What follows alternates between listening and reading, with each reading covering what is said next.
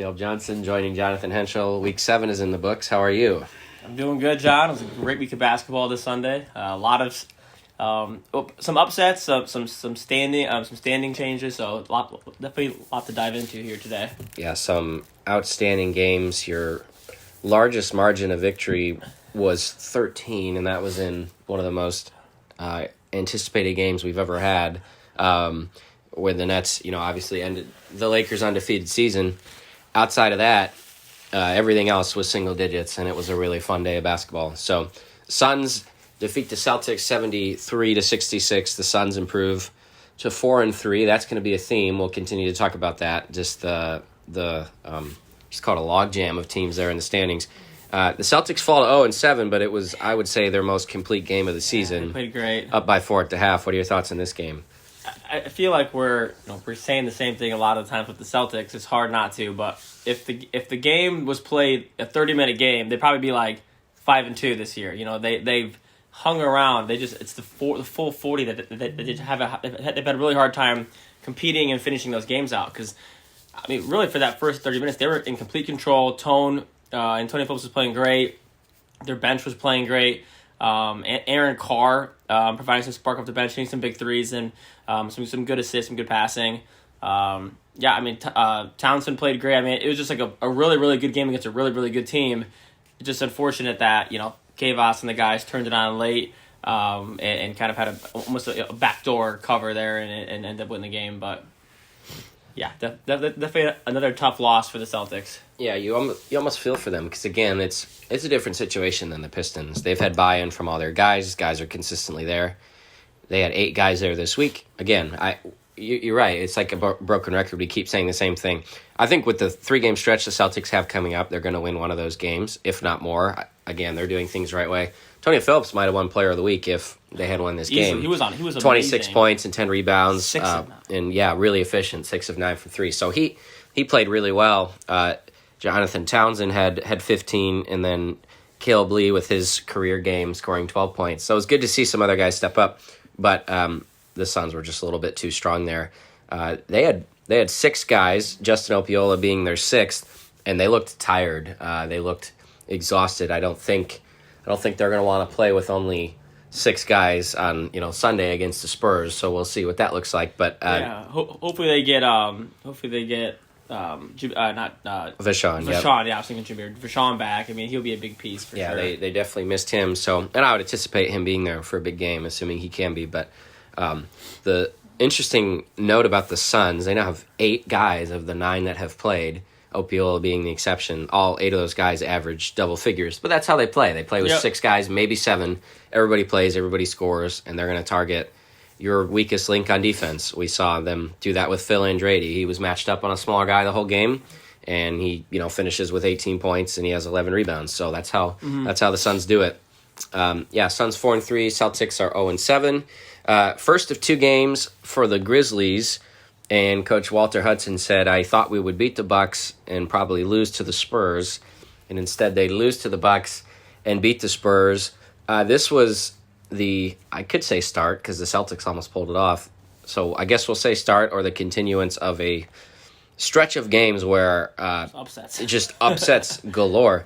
A couple people texted me if they had been betting money on Sunday, they would have lost a lot of money. You could argue that probably 4, if not 5, of these games, the team who was probably not favored to win ended up winning. This was the first of them. You guys were down 3 at the half and then played maybe your best half of the season, 40-28, outscoring the Grizzlies on the way to a 74-65 win. The White brothers were fantastic as always, 27 for Chris, 18 for Chad. Chad only had 2 points. He only had 1 basket in the second half, and I think that really turned the tide of things. So how were you guys able to do it and stop the 4-game losing streak? Yeah, I think, a big consistent factor for us this year has been, playing, maybe average to below average first halves and then hanging around the second half. But we finally have put together a good to great second half and came together as a team. Billy played great. A lot of our role players stepped up and played well. I thought Jaquan played great and Farrell was awesome. Off the bench, So, we finally put it together. Our game plan was kind of just to, slow down Chad and Chris as much as we could. Obviously, they still kind of had their way, but and then trying to limit the other guys. Some of their shooters get out to their, make some tough contests and make tough shots. But I was proud of the effort. I knew we'd get one eventually after dropping four in a row. We're too talented of a team to be too low in the standings, and I think this is a big win and hopefully a statement for the rest of the league that we're still one of a top team to contend with. Yeah, obviously with Billy and Alex and just the roster that you have, you guys can play with anybody. I'd say it was your most balanced game of the year. Looking at the box score, everybody scored at least twice. Boxley with 11, 8 for CC Malone with 5 rebounds, and then 7 for Rod Johnson. I think he actually had a 7-0 run there in the second half, which was a big spark for you guys. And then for the Grizzlies, nobody else outside of the White brothers scores more than 6, and they hit 7 threes. 4 of them were from Chad White. So they just, and Walter knows this, they just have got to find ways to get other people to step up. How about a ridiculous Rich Kirk stat, He averages, I forget the numbers exactly, we wrote about it last week, something like 3 or 4 points per game in all their losses, and then averages in double figures in their wins. So he's arguably their most important player. Yeah, I guess since he only scored 2 points against you guys, maybe that's why they lost. I don't know. But the Grizzlies can play with anyone with the 2 guys that they have there on the inside. But even if other guys don't step up a ton, let's move on to the 2 o'clock game, they still found a way to beat what I would say was a full-strength Spurs team. And I think we were surprised. I think Ben Green, maybe? Correct. No Ben Green. But Chris was there, Dustin, Dennis, Trey, KT, Octavius. I don't know that Matt played it all, and Marty Bothwell. But the Grizzlies were up 15 at halftime, 39-24 on the Spurs, and the whole second half felt to me like the Spurs were just going to get back in it and find a way to pull away. And they dominated the second half, but the Grizzlies were able to hold on there at the end and stave off a last-second shot effort from Chris Green there. So it's almost the same exact box score from your game. It really is. Looking at it right now, it's ridiculous. Chris and Chad combined for 47, 8 points from DeMarcus Wilson, who steps up, and 8 points from Rich Kirk, but only hit 4 threes. I mean, they played almost the exact same game, but they found a way to win. Talk about this game. Dennis had 30 and Chris had 22, and then nobody else did anything for the Spurs. Maybe that's exactly what you're going to say. Yeah, I mean, first off, this was just an incredibly fun game to watch. I mean, seeing the two White brothers play at that high of a level, obviously, when you play in a game against them, it's frustrating because they're just so dang good. But when you take a step back and watch them, and when you're not playing against them, they're so fun to watch, so skilled on the interior. Some of the mid-range shots that Chris was hitting was just like crazy. With Trey in his face, guys double teaming him. He was hitting big shots, but it was a gutsy win. Kind of felt, like again, not a must-win game, but you go 0-2, and all of a sudden your season turns, and you're in the middle of the pack standing. So big win for the Grizzlies. As like you said, the whole second half, it felt like the Spurs were just chipping away. I don't know if they ever got the lead. Maybe a couple times late in the half. I believe they did, yeah. But it was back and forth the whole second half. It was cool to see Dennis kind of turn it on. And he's been trying. Obviously, he tries every game, but there are some games where he doesn't have to try as hard. This game, you could tell he wanted it and was trying hard on offense and was almost unguardable for a stretch there. So, yeah, I mean, big win for the Grizzlies. But yeah, I mean, I'm interested to see where the Spurs go from here because I think Ben will be a big addition. Ben Green, he's a good scorer, but who's gonna be that third scorer? Trey has been struggling offensively this year, just hasn't had the same consistency scoring.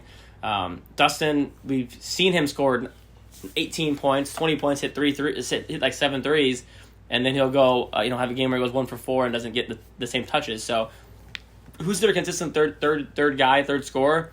I don't know right now, but they're definitely a beatable team right now as teams are starting to catch them sleeping. Yeah, and of course, the week before, after what they did to the Pistons, you're like, all right, this full Spurs team is back, and it's going to be hard to beat them. So I still think the Spurs at their best are going to be there on the final day, but they have only been at their best a couple times this season. Dennis is on another level right now. He's 7 of 13 from 3, knocked down 3 free throws, 4 rebounds, and 4 assists. it doesn't only just come down to points when you talk about player of the year, and I know that Antonio Marshall and Mark Connor have a pretty significant lead in the scoring race, but there's going to be other factors as people vote for that award, and Dennis is going to be right there in the mix if he continues to play like this. So the Spurs fall to 4-3. The Grizzlies improve to 5-3. Again, they're one game ahead of everybody because they have the doubleheader. So, I mean, those two teams are right there in the standings. The Grizzlies, let's see here, they play the Pistons, who are currently in 11th. If they win that game, that'll guarantee they have a winning season, which is pretty impressive. Yeah. I'm not saying if you have a winning season, you'll for sure have a first-round bye, because then you'll have more than 4 winning teams, but I'm starting to think the 4th-place team could be 6-5. This league, the depth of this league. That's right. I right now, I will still say it could be 7 or 4, 6-5. It's going to be very close. Mm-hmm. But 6-5 could potentially get you up to 4th. I think it could potentially get you as low as 6th or 7th. I think that's just the way the league is trending. So we'll know here more in the coming weeks. But the Spurs now fall to 4-3, and they'll play the Suns, who are 4-3, which is also kind of shocking. So it is fun. I mean, fun till you have to deal with all the tiebreakers for the playoff seeding, but fun to see that. Let's throw 2 more teams in the mix there. The Bulls, with an unbelievable 11-0 run to end this game, they win. They improve to 3-4. The Warriors lose and fall to 3-4. So now those 2 teams are tied with you guys and the Heat in the standings at 3-4. The thing I want to mention before you talk about this game, this is probably the second game this season the Warriors just didn't put away. They were the better team. They did it against the Lakers in week 1, which seems like a long time ago, and they were the better team here against the Bulls for most of the game. I know the Bulls were ahead by 3 at the half, but the Warriors were the better team in the second half. To have the ball up 7 with like a minute 10, a minute 15 to go, and not score the rest of the game is a really, really tough scene. So the Warriors sit at 3-4. They could be 5-2 easily. A lot of what ifs with the Warriors. Mm-hmm. They could be 5-2 with wins over the Lakers and the Bulls. They could be tied for first in the league. I don't know if that will make them feel any better about how this game ended, but that's the reality of their situation. So, talk about this game.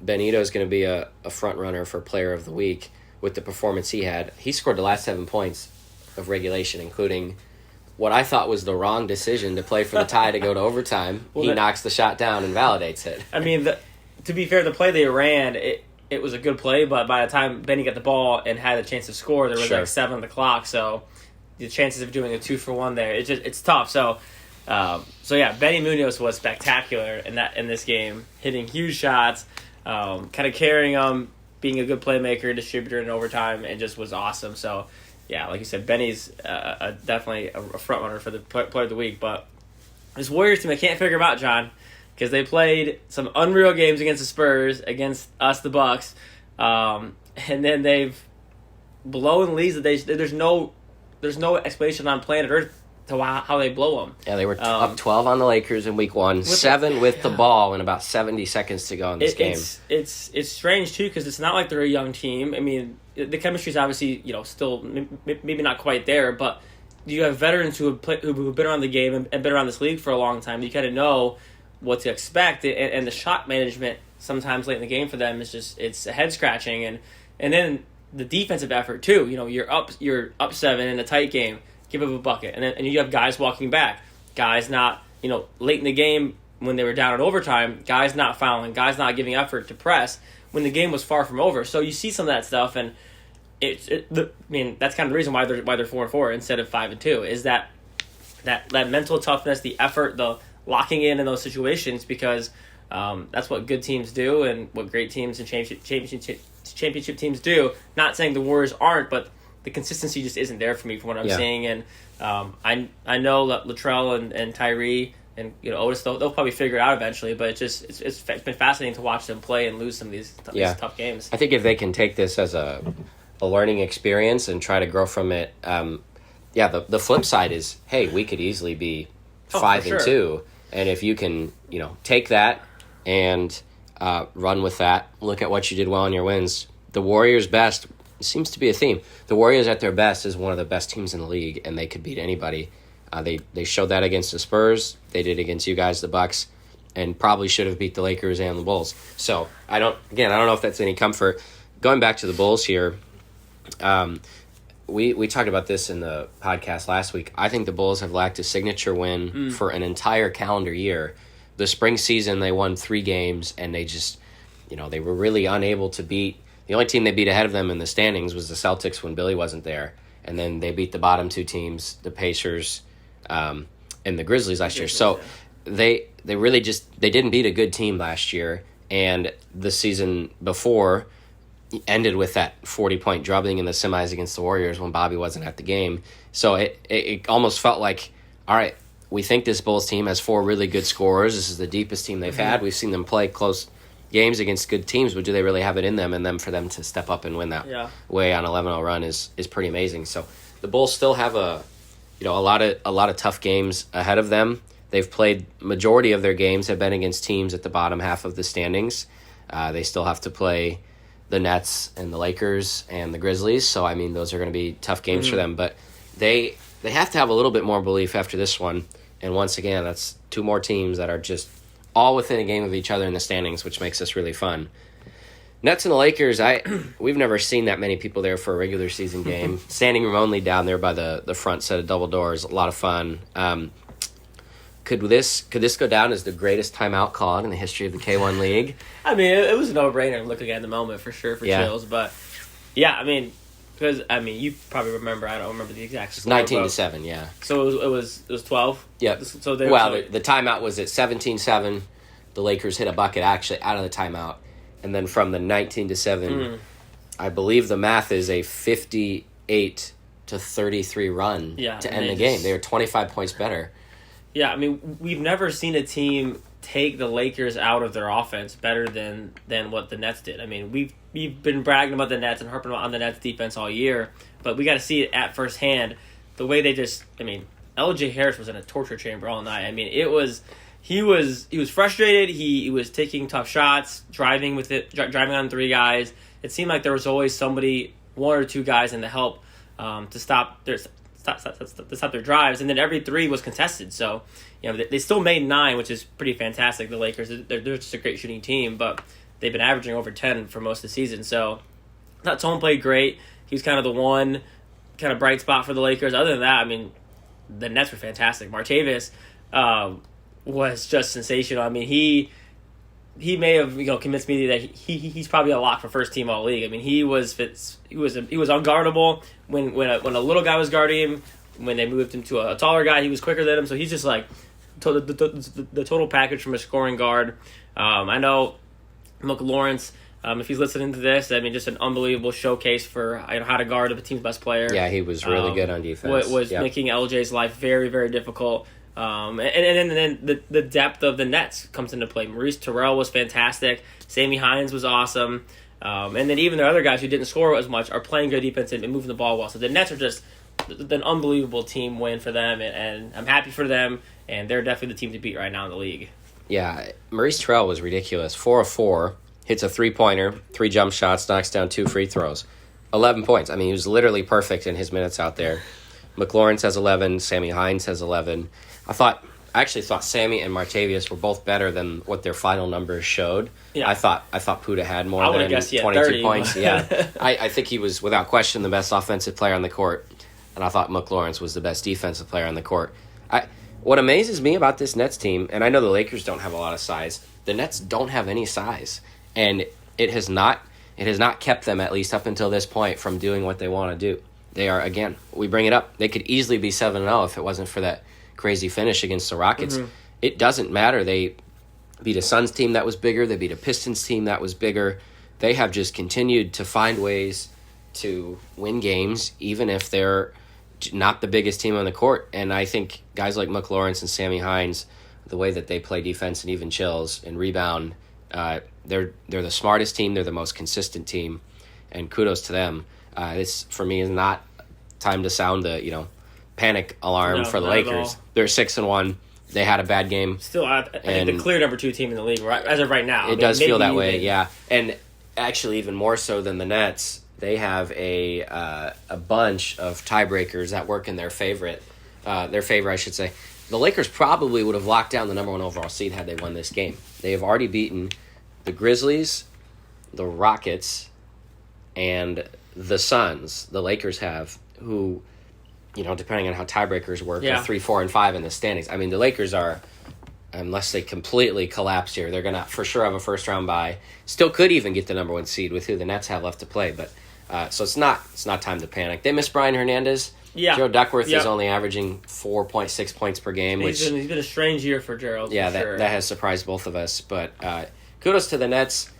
The age-old debate of really good offense versus really good defense.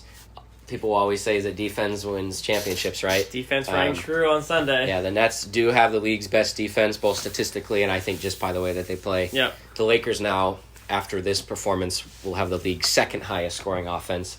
The Suns have surpassed them. Not surprising with 8 guys scoring in double figures. But both teams at 6-1. The Nets, of course, do have the tiebreaker. So if the postseason started today, Nets are 1, Lakers are 2. And then a super fun 5 o'clock game, the Heat and the Pistons. This is another one of those games where the team who was winning and had the ball at the end couldn't close it out. With 14 seconds to go, Pistons had the ball up 1 with the ball in their hands. They turned it over. I'm sorry. It was 5 seconds to go. Yeah, it was less than that. Yeah. I think the play maybe started at 14, but 5 seconds to go. Was it Ray Howard? Right, has the ball there at half court.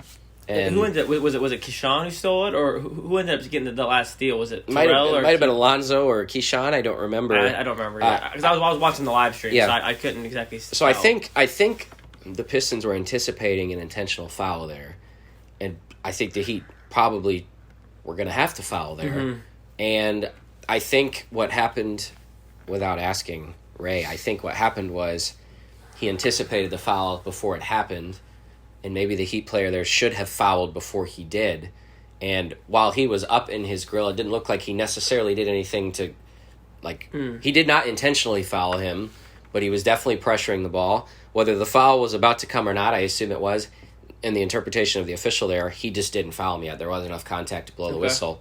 So I think that's why the Pistons were frustrated there. If you go back and watch it, I would say it could go either way. I think if you're looking to call a foul in that situation, maybe you do call a foul, but either way, he didn't hang on to the ball. Could have picked up the ball there, under 5 seconds, gotten fouled, and gone to the line. So the Heat then on the next inbound steal it again, and get another layup. So the Heat also improved to 3-4 with a great win. This was an awesome game. The teams were tied at 39 at the half. Lots of encouraging signs from the Pistons, who had 7 guys there. Capri Alston was there. Mark Connor was awesome again. I was really impressed with both teams in this game. The Pistons deserved to win, and they just didn't close it out. But the Heat played good enough to win. Knocking down 10 3-pointers is super uncharacteristic for them. A few big ones late in the game. Yeah, some really big ones. CJ had 3 of them. So, all that to say, what's your take on a game that, obviously both teams could have won, and that was the story of several games on Sunday, probably 4 of them. Yeah, there are a few coin flip games. I think, the Heat have been kind of lacking it. They beat the Spurs, but they've been lacking consistency and maybe that key win to kind of push them over the top. Now, I think the Spurs win gave them momentum. This win, to see that they can win when they were down most of the game or down late, should give them some confidence that they can win these close, tight games. Because I think they've struggled to win close games at times. And when they're confident, when they're on, again, the Heat are a top level team, a top 5 or 6 seed in this league. They're a top heavy team. So, kudos to them for finishing out and not quitting. Tough one for the Pistons. I think this Pistons roster that we saw here can compete with most of the teams in the league. They're not the 11th best team. Not even close. So, if we see this roster from here on out, they're going to be a completely different team for whenever they play whoever else that they have in their schedule. So I'm curious to see if that's the case. Obviously, we still don't know, but Heat are right in that thick of things, and obviously with tiebreakers being kind of in question right now, they're still in that mix to potentially sneak up to the 6 or 7 seed and hopefully make a run to the playoffs. Yeah, Heat have played a really tough stretch of their schedule, and I think they're happy to. Well, they're not through it because they play Lakers this week, but I think they're happy to be through most of that. They still have the Lakers, the Celtics, the Suns, and the Rockets. So I could see a lot of different things happening there. Marquette Muhammad, he had 11 points. He has a nice dynamic. He's a good player. He's very quick. He's very athletic. They were getting frustrated with him early on. I think he had like 6 turnovers or something like that, but then also had 11 points. So he adds a nice dimension to them of speed around the perimeter that they needed. And then Capri with just the easiest 14 and 11. I mean, that guy just gets the ball on the block. He goes up with his left hand, and he's a beast down there. But it's obviously been a frustrating season for the Pistons. I don't know that this would have turned things around and quote unquote saved their season, but I think they're feeling pretty good about the way that they played. Coach AP said, I didn't know what to expect from my team in this game. We haven't played together a lot. Mm-hmm. For them to have the guys there that they did and play like that is a good sign. So, I hope they don't, throw the towel in. I hope they continue to show up and build some momentum into the playoffs. I mean, last year, we saw it. An 11 seed beat a 6 seed in the round of 16, and then a 7 seed made a run to the semis. So anything's possible, especially with that group that they have. But the Heat also in a 4-way tie, which is technically your 7th through 10th place teams, those 4 teams at 3 and 4. Looking forward to this Sunday. Most people won't care about this, but I do. Battle of the blue teams, Pistons and Grizzlies. It's going to be a great color contrast out there, John. Aaron Cunningham will have a nightmare up in the booth. Battle of the green teams, Bucks and the Celtics. And then you're also getting the purple and pink matchup. So it's kind of fun to have those 3 matchups. Nightmare of a day to be an official, because if you want to say blue or green, well, you probably have to go white and black with the lighter and darker shades. Anyway, for what you guys do care about, Pistons do play the Grizzlies, 12 o'clock game. Again, Grizzlies can win this, clinch a winning record, and put them in position to probably be 1 win away from a first-round bye, which this year more than ever, I think, means a lot. Yes. Anytime you can get the advanced quarterfinals to the are next going to be round, outrageously tough. they're going to be unbelievable. Yeah. So, Pistons and Grizzlies, what do the Pistons need to do to upset the Grizzlies and try and get some momentum here down the stretch? I think it's going to have to be a lot of Mark Connor. I'd be curious to see how they match up with them. Because obviously if Capri's there, then you got probably Chris guarding him. But then if a few of their other big men are there, then Chad might have to guard one of their bigs, and which could leave a mismatch for Mark. So I'm assuming Chad will try and take on Mark Connor. I would think so too. Yeah. So that would be a fun matchup to watch. I think I favor the Grizzlies here only because Chris and Chad are just so hard to guard, and if Capri is or is not there, I'm not sure how the Pistons can match up with Chad on the inside. So I think I favor the Grizzlies a little bit, but it could be a big statement win for the Pistons if they're all there and they get a big signature win. I'd love to see Kevin Howard, Capri, Mark. I'd like to see that. The Pistons actually do have a team that has enough size to combat the Grizzlies' size, so I'd like to see that. I don't know if we will. It's hard to say. But again, this could be a good chance going into their last off week for the Grizzlies to, if you're sitting at 6-3 with 2 games to go, you're feeling really good about where you're at. Grizzlies play the Nets in week 10. That's on the 23rd. Just the saying, if the Grizzlies are 6-3 and say the Nets are 7-2 at that point, even if they were to split, you could potentially be playing a game for the number 2 seed. So Grizzlies have a lot in front of them. I know they're going to be excited. Again, they went 3-1 in doubleheaders this year, which was pretty impressive. Battle of the green teams, Bucks and Celtics. I guess Billy Baptist only knows the color green. He went from one green team to the other. I don't know that he'll necessarily play this week with what he's got going on in his other league. Regardless of that, how do you guys slow down Antonio Phillips and this Celtics team that is so close to picking up a win? They just haven't gotten that full 40 minutes. I think they're close to getting it. So how do you keep them from doing it against you? Yeah, I think the biggest thing is kind of trying to do what we did against Chad in the second half, was just kind of throwing bodies at Antonio, making him see not just one defender, but the help side, and then the help side for the help. So having him see 2 or 3 defenders in his path, making him take tough shots. That's probably going to be our game plan against him. It's not rocket science there, not exposing anything, but and I think for our team, it's just not becoming complacent. I think there's been a lot of times this year where we've I guess a lot of teams after a big win become complacent the next week. We're feeling good about ourselves. We beat the Grizzlies, the top team, so we cannot let our foot off the gas pedal and take it easy and possibly get upset after a big win like that. So keep our foot on the gas pedal, keep striving for a top 4 or 5 seed, and then hopefully we can bring our best on Sunday. Yeah, you guys have an interesting 4-game stretch. So off of where people are at in the standings, you play the 12th place Celtics. You finished with the 11th place Pistons, and then sandwiched in between are the Nets and the Spurs. So, obviously getting back to 500 before you play those two teams would be ideal. Yes. Nets and the Bulls. The Bulls picked up their biggest win of the season and maybe the biggest win they've ever had in the K1 League, beating the Warriors last week. And then an hour later, the Nets pick up the biggest win just in general that any team has had in the season. So you have two teams coming off of huge wins. Well, we talked about the Nets not having a lot of size. We're really going to see how that fares for them. Coach Chills has never lost to this Bulls team. He's, I believe, 1, 2, 3. He's 5-0 in 3 seasons. They don't back down against a lot of size. So Seth Johnson, Nick Crow, Bobby Krvokapic, and, of course, Benito Munoz. Do you think the Bulls could upset the Nets here in what I think the Bulls will probably do a better job scoring than the Lakers did, but do you think the Bulls can upset the Nets, or are the Nets going to continue to put down the defensive clamps? I do think the Bulls can win. I don't know if they will win. I think if we had Vegas spreads out here, or obviously we don't do sports betting here at K1, but I think this would be a closer spread than most people would think.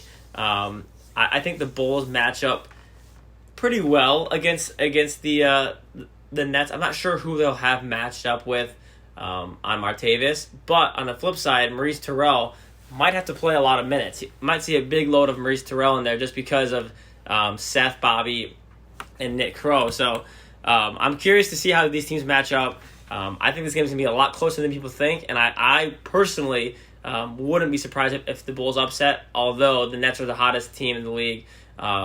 So they're probably just going to ride Martavis and Sammy and hopefully get a solid win this week. I don't see the Bulls having an answer for Laster. He's electric. But I do think the Nets are going to have issues on the glass. So I'm really excited for this game. Spurs and the Suns. This is obviously a rematch of the championship game. The fact that one of these teams could potentially, will be 4-4 after 8 weeks is shocking. Definitely shocking. The Suns are, in my mind, doing exactly what they did last year. They got off to a slow start. They are starting to get their legs under them. They're finding rhythm, and as they get personnel and all that. And I could see them, they win this game. They went out, which wouldn't surprise me. They finish 8-3 to get the number 2 seed. That wouldn't surprise me at all. The Spurs, obviously, they were 14-0 last year. They just didn't have these issues. So I think this game is bigger for the Spurs than the Suns, but the Suns are obviously going to want this one. So you got a lot of good individual scorers. What are the keys in this game? I'm just super excited for this game. I'm going to be calling this one with you, John. It's going to be a fun game, kind of an underrated rivalry in the K1 League. As K-Voss obviously played with the Spurs a couple years ago, so these guys know each other well. Two of the best, most veteran teams in the league. So we're probably going to see the best, from Dennis again. He's going to have to turn it on. K-Voss is going to, kind of make a statement. It's always fun seeing him and Trey play versus each other because there's just two different styles of post players. K-Voss is very, very back to the basket, very shot fakes, very fundamental, and Trey's super athletic and likes to block shots and run. So I'm very curious to see, how these teams stack up, and the winner could easily have a direct line for that 3 seed, John. Yeah, no doubt. I'll be curious to see who guards Dennis Koger. I mean, that K-Voss will never back down from a challenge, but Does he put John Oliver on him? Vashawn Sims himself? Is it a combination of them? Well, John did an amazing job on Billy. Yeah, you guys saw that. If you have a sample size to see who can guard who, we'll see what decision he makes on that. But gonna be a fun one at 3. Don't miss that. And then Lakers take on the Heat at 4:00. The Heat, again, not that long ago, number 2 seed, they beat the Lakers last year in the final game of the regular season, 63-53. And the Heat do have one thing, and it is the athletes to match up with the Lakers. So I'm not trying to take words out of your mouth. What would the Heat have to do to upset the Lakers? I mean, the Lakers are more experienced. They're deeper. the Lakers are what the Lakers are, but can the Heat upset the Lakers, and if so, how would they do it? Yeah, I mean, I was exactly going to say the same thing. Is the Heat matchup with the Lakers better than any team in the league, just in terms of the guard play they have, the athletes to guard them in the transition defense and to run with them, because what teams that run hate the most is teams that run back against them and run with them. Sometimes it could be a track meet, it could be 90-90. So I'm excited to see how this one turns out. But I think for me the biggest key of the game is going to be 3-point shooting. Can the Heat make enough threes to hang with the Lakers? We know what the Lakers will do. We know they'll shoot threes and make a lot of threes. Can the Heat counter that? If the Heat can make, say 9 threes, that's their number. If the Heat can make 8 or 9 threes, I think they can easily win this game. Unfortunately, they've had a hard time doing that consistently. Yeah, but not their if strength. they can get to that number, I think they can easily win this game. Well, it's gonna be a fun one to see. Lakers still very much have everything in front of them, and they still have a matchup with the Celtics in Week 11. So you like their chances still to finish with a first round bye for sure. Final game of the day, unfortunately, is not going to happen. The Rockets are going to have to forfeit this weekend and will not have 4 or more guys. So the Warriors now are 4-4, and they bounce back. Jokingly, of course, they bounce back. We'll say with a win over the Rockets. Big bounce back win. Yes, there. Big bounce back win. Coach Otis. The Rockets now fall to 4-3. So the number of 3s and 4s in the standings right now is ridiculous, but we're loving it. So if you're in 3rd, you could still finish in 10th, and if you're in 10th, you can still finish in 3rd. So I'm going to call the next 2 Sundays, those of you who are fans of golf, we're going to call them Moving Sunday moving at days. the K1 League, Moving Days in the standings. So unfortunately, won't get to see that game. Warriors will have the Pistons in Week 9 and the Celtics in Week 10. So the Warriors, I think, now are definitely favorites to finish above 500. Mm-hmm. And despite what has been 2 games they should have won that they did not, they still have that chance at the first round bye. I think that Week 11 matchup with the Suns that the Warriors have, that could potentially come down to a first round bye. That could be a fun one. Could be a huge game for standings and tiebreakers. Absolutely. And then the Rockets will have a doubleheader next week against the Bulls and the Suns, who are 3-4 and 4-3, and the Rockets are 4-3. The theme continues. If the Rockets are able to win one or both of those, they'll probably give themselves a first-round bye. If they don't, then they're going to fall out of that picture. So we don't get Warriors-Rockets this week, but we can continue to speculate about what things are going to look like. So Pistons, Grizzlies, Bucks, Celtics, Nets, Bulls, Spurs, Suns, and we'll finish off a little early this week. 4 o'clock game is Lakers and the Heat. We're looking forward to it. As always, Caleb, thank you for joining us. Week 7, this was a really good week. Very good week. It'd be tough to top it, but we'll try here. Week 8, October 9th. Blues and greens. We'll start it off if you care. And we'll see you guys at the gym 12 o'clock on Sunday 9th. Thanks, everybody, for joining us. Hope you have a great rest of your week.